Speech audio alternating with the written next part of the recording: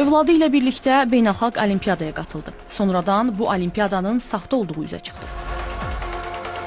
Hadisə riyaziyyatçı alim Vəfa Məmmədovanın övladının başına gəlib. O iddia edir ki, övladı Azərbaycanda keçirilən FISO adlı olimpiyadada gümüş medal qazandıqdan sonra onlara Dubayda keçiriləcək eyni adlı beynəlxalq riyaziyyat olimpiyadasına qoşulmaq təklif olunub. Valideyn yarışmaya qatılmaq üçün Global Olimpiyat Center adlı təhsil mərkəzinə 5000 manat məbləğində vəsait ödəyib. Lakin sonra başqa məqamlar üzə çıxıb.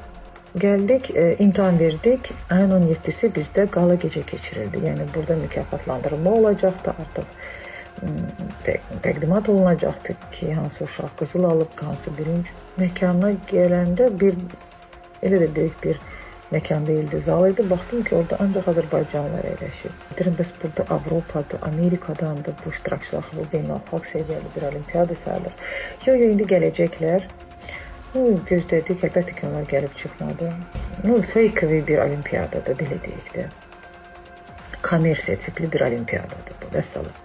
Vəfa Məmmədova iddia edib ki, həmin olimpiyadaya Azərbaycandan təxminən 200-ə yaxın şagird və onların valideynləri qatılıb. Yəni, yüzlərlə ailə aldadılıb. Təhsil eksperti Kamran Əsədov bildirib ki, Nazirlər Kabineti tərəfindən rəsmi olaraq tanınan olimpiyadaların siyahısı mövcuddur və bu siyahıdan kənarda olan olimpiyadaların nəticələri Azərbaycan tərəfindən tanınmır. Çox təəssüflər olsun ki, Azərbaycanda bir sıra özəl şirkətlər var ki, valideynləri buradan yığırlar. Müxtəlif ödənişlər müqabilində, yüksək məbləğli ödənişlər müqabilində göndərilir olimpiyadalar. Bəli, bu olimpiyadalar Azərbaycan tərəfindən rəsmi tanınmır. Bu beynəlxalq yükü olmayan olimpiyadalardır. Çünki orada iştirakçıların sayı, hətta qaliblərin sayı da kifayət qədər çox olur. Təsdiq edilmiş olimpiyadalarda maksimum birinci yer, ikinci yer, üçüncü yer üçün 2-3 qalib olanlar.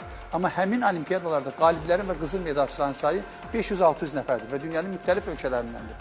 Bunlar hər hansı bir indeksdə yoxdur. Hər hansı bir, belə deyək ki, sertifikat, hüququ və daşımır və həmin valideynlər aldanırlar.